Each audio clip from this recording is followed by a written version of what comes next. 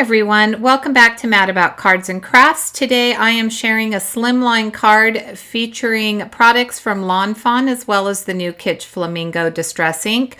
I'm using two dragon sets. I'm using Winter Dragon as well as Little Dragon.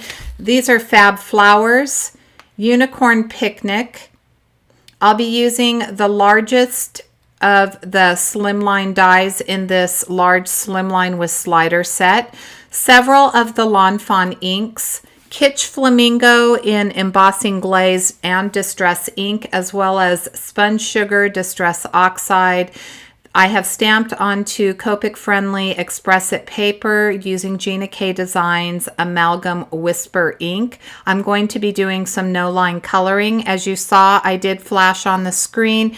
You can skip to approximately the 440 mark if you don't want to watch the coloring. I only left the coloring in of this cute little dragon, and I will list all of the colors that I used for all of the little critters in the description box below. I'm using a YG color combination. I started with YG9 to map out my shadows, which are going to be on the back side of the dragon. Underneath his tail, I accentuated where his leg was, under his horn, under his arms, and then I blend that out using a YG7.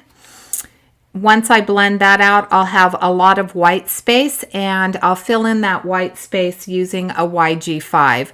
I do reinforce these colors. I go over it a couple of times. I love no-line coloring. I love the way that it looks. I did accentuate the snout on this dragon, so you're going to see I'm going to come in shortly with that YG9, and I'm going to add a little bit of kind of like a C curve where his snout is, and that's going to give it a little bit more dimension, which I love. So as I said, I am using several of these a couple of these dragons. I have not used these. These are adorable little stamp sets, and I thought that it was time for me to pull them out. I knew when I saw the Kitsch Flamingo that I wanted it right away. So as soon as I got it, I pulled out all of these products and decided that I needed to make a cute Slimline card using that Kitsch Flamingo and some spring colors. For the wings and the scales, I'm using a violet combination. My darkest color is going to be a V9. I'll blend that out with a V5, and finally I'll fill in the white space with a V1. I went all the way around most of the perimeter of those wings, and then with the darkest color I blended out barely. This is a really small spot, so there's lots of white space that I do end up leaving for the lightest color, but I do blend it out using the V5 and finish it off with that V1. I found a color combination that I haven't used and I absolutely adore, and that is what I'm going to use on the chest of this dragon. It's a G combination, but it looks blue. It really surprised me how beautiful, just a light blue combination. I thought that it was absolutely perfect with the green. So as you can see, I'm using a G2. There are lines across the chest. So I'm going over the left and the right side of his chest, under his arms, and across those lines with the G2. I blended out using the G00, and finally for the white space, I use the G00. So I do the same thing for the horn, and then I'm going to bring in a micron pen, color in his eye and his mouth. I colored the girl dragon the exact same way, except I did use some pink markers on her scarf, and I added some eyelashes to make her appear more like a girl dragon. For the unicorns, I will list those colors as well in the description box below. I just wanted to show you how I colored the dragon and not draw out the coloring, but leave a little bit of it in.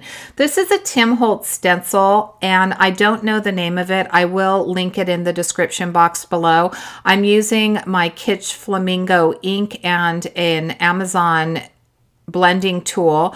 So this is the Distress ink. I knew that I wanted to use the Distress ink. I have a piece of Nina Solar White 80-pound cardstock. I wanted a more intense color. As you know, you get more of a milky color with the Oxide, and you get more of a vibrant color with the Distress ink. So I went with the Distress ink. I'm using my Versamark and an ink dauber to go over those same areas, and I'm going to intensify that Kitsch Flamingo using the embossing glaze. As you can see, I did tape everything down using my purple tape so that my stencil wouldn't move, and I'm going to cover this with that translucent Kitsch Flamingo embossing glaze. It does take on the color that's underneath it, so it will mix with whatever color's underneath it. So I knew that it would really give me a very vibrant pink if I added it to this panel. I'm adding that Spun Sugar Distress Oxide, and you see that I have a little bit of a line on the left and the right side, and I knew that that was going to happen because the stencil doesn't go all the way across my panel. That panel is the one that I used the Lawn Fawn stitched Slimline die on, so I am going to be able to cover that up with some of the elements that we're using on our card today. Instead of ink blending onto a piece of cardstock, which is what I should have done, I did cut out my Hillside using a stitch Slimline Hillside border. Again, this will be linked in the description box below, and I'm adding some Distress Oxide in Twisted Citron, and I'm really trying to get a really deep color because I do know that I'm going to lighten this. So this looks like it's crazy vibrant, but once I add water to this panel, it's actually going to be one of the most gorgeous green color combinations. Oh, I absolutely was thrilled with this. You can see why I was complaining about cutting out my paper first, because when I did do the ink blending, you can see the creases in my paper. Fortunately, it doesn't show up on the finished card. So where those creases were, I was able to cover some of those spots up, and so it looks like it's a smooth panel. But I just need to remember, I forget, and I try to get everything cut out and ready to go before I film, and sometimes it's to my detriment. I'm ink blending the Twisted Citron back in. I did add the Mowed Lawn, as you saw, across the top and along the sides, and so just to blend it out a little bit more, I added that Mowed Lawn, and look at how that bleached out. I added a lot of water. I knew I was going to do that just to lighten it, because as I said, I'm looking for more of a spring pastel feel. I think that the dark vibrant colors are perfect for maybe summer, but it wasn't for the project that I was looking to create. I'm using a number 12 rounded brush. I've put some Mowed Lawn onto my mat, and I've added some water to that, and I'm doing a lot of ink splattering.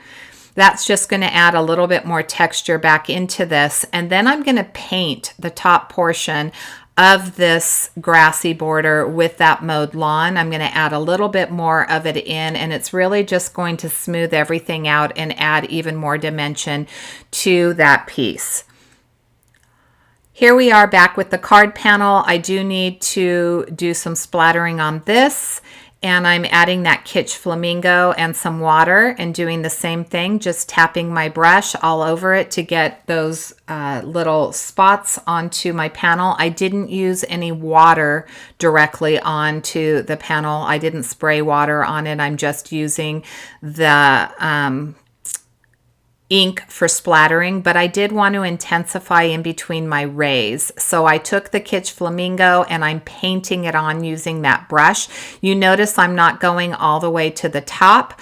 I just wanted to make it more of a vibrant sun ray, and I did leave the left and the right side alone. This is Lawn Fawn's Liquid Stardust, because you know we do need some shimmer and shine. This is an adventure card, a fantasy card. You've got unicorns, and you've got dragons, and you've got flowers, and it just really needed a little more oomph. So I added that Liquid Stardust, and I'm drying it out using my Ranger heat tool, and look at, you can see all the shimmer and shine. The Fab Flowers are super easy to stamp out. I started out with a moonstone, and then I'm going to add a butter, and that will be the yellow.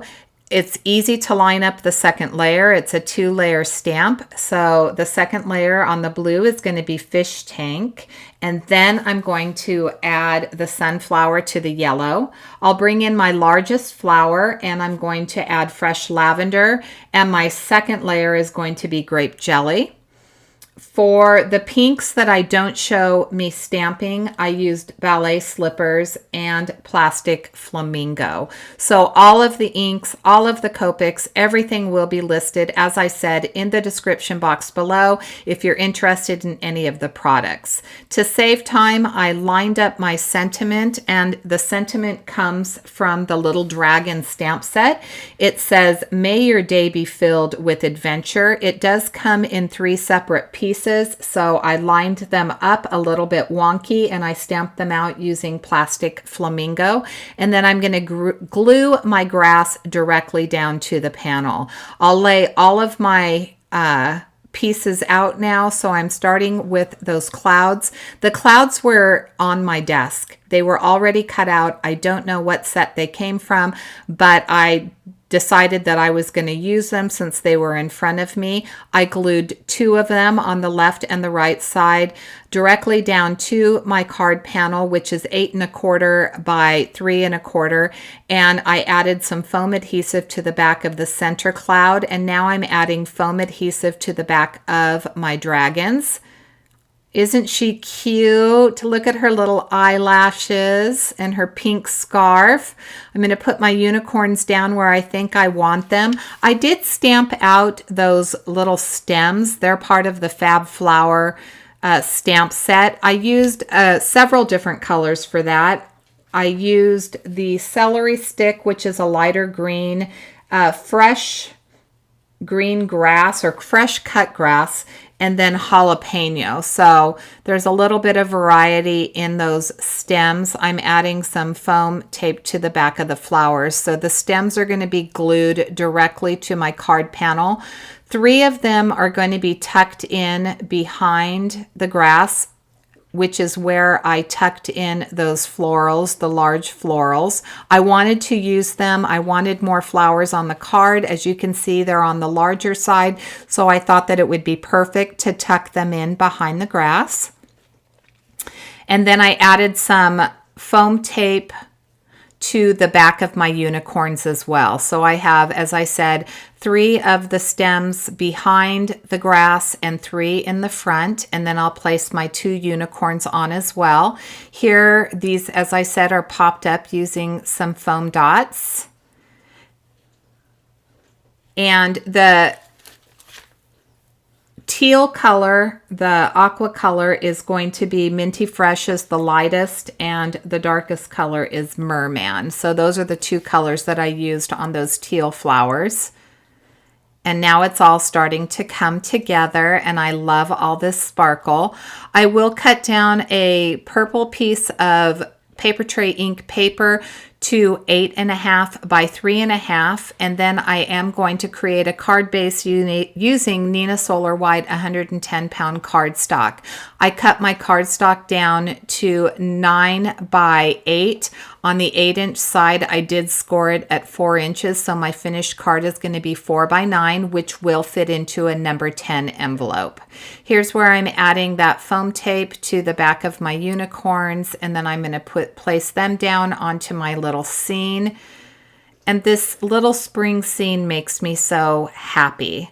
I love the unicorns. Believe it or not, these are the first unicorns. I don't have a lot of unicorns and rainbows, surprisingly enough, so they are my first unicorn stamps. I think that they are so super sweet.